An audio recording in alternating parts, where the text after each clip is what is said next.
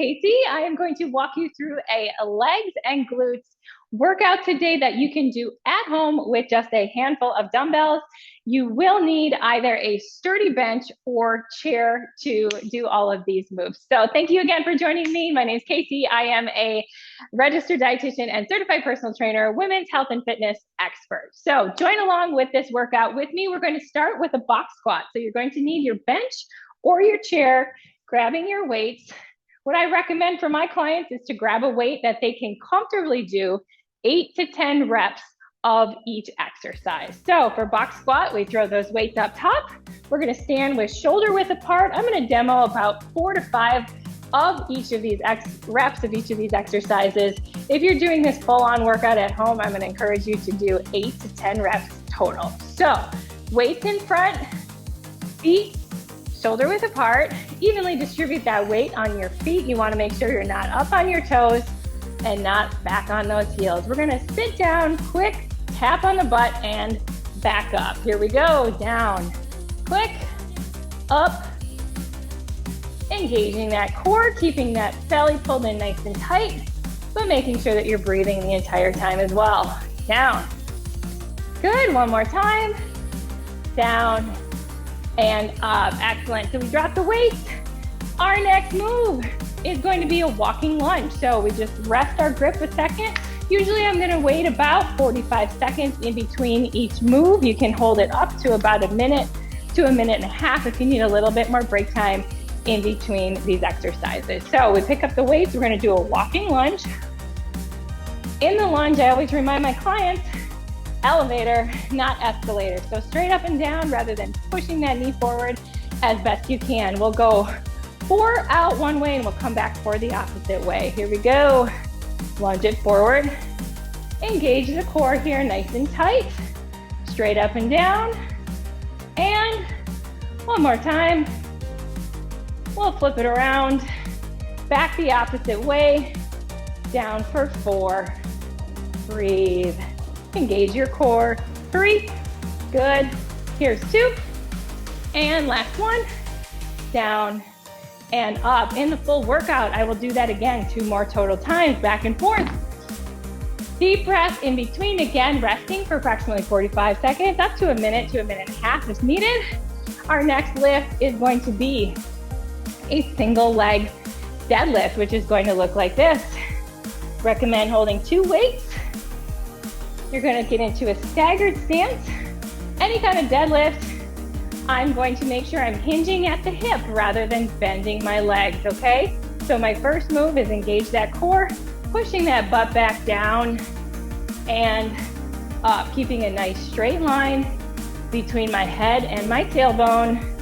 Neck should be in alignment with the spine. And it's just like I'm pulling a pant leg up and down on my leg, watching my shoulders don't drop below hip level. One more time, I'll show you down and up. So we go each leg a total of 8 times, switch leg, opposite side, and take another 45, up to a minute and a half break before our next exercise, which is going to be a side lunge. So, side lunge, we're going to hold a weight here at our chest level. What I'm gonna do is I'm gonna step over.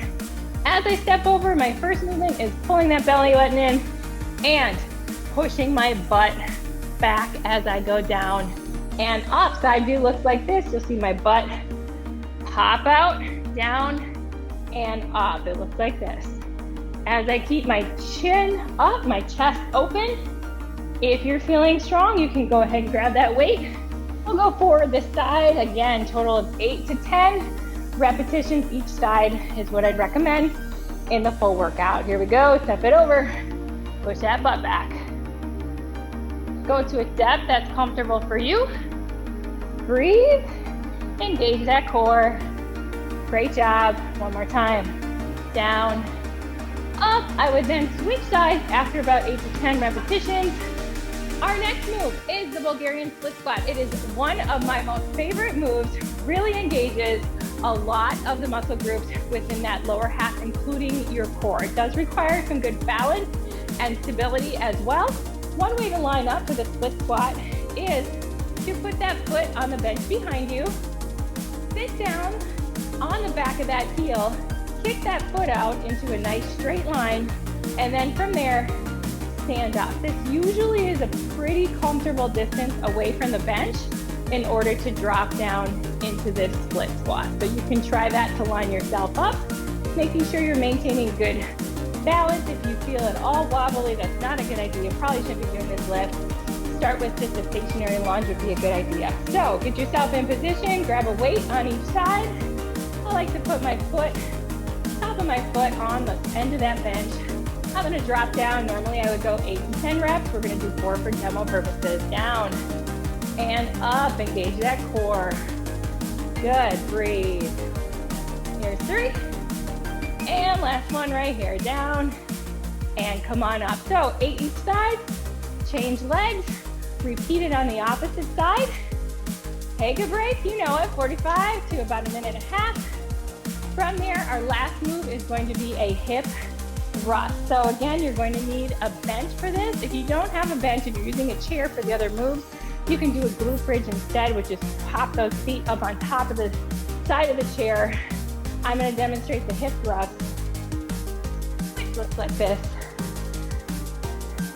A little tricky to get yourself in position, especially once you start packing a little heavier weight on front. So I put about the mid-range, a little bit below my shoulder level on the back side of this bench. And all I'm going to do, keep my legs at a slight angle out.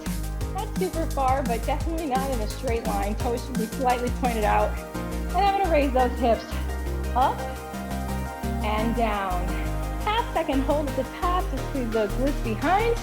Down, engaging the muscles in the back side right here. Up and down. That is the hip thrust. So again, 8 to 10 repetitions. From there, I would take it to the top of this workout and work my way through all the way again, 8 to 10 repetitions per exercise, taking about that 45-second to about 1.5 minutes break in between, and repeat it for a total of 3 times. That would be an entire lower body workout. This whole workout would probably take you about 35 to 40 minutes with a warm up and a cool down built in. So I hope you find that helpful. Get it done. Let me know what you think. Always, please follow along, subscribe. I appreciate you being here. Have a great day.